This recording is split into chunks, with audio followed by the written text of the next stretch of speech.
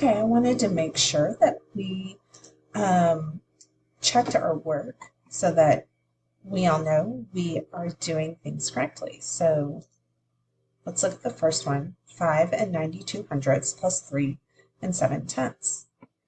And just like the Khan Academy video showed, you might want to line everything up on the left-hand side, or I'm sorry, on the right-hand side, but we know that isn't correct because we need to make sure that we line up our decimals.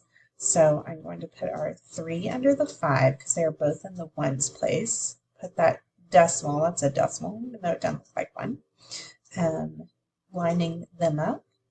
And then I'm going to put this 0 next to the 7 so that our 2 isn't alone. We know that we can put a 0 behind any number in the decimal and it won't change our number. So let's go ahead and add them. Let's see, we would take 9 plus 7 is 16. And I'm going to bring down this decimal just as if it were a place value. So 6 plus 9 is, or 6 plus 3 is 9, and so our answer is 9 and 62 hundredths. Now this one is very different. We're not adding 5 and 92 hundredths, we're adding 592. So where is our decimal in 592?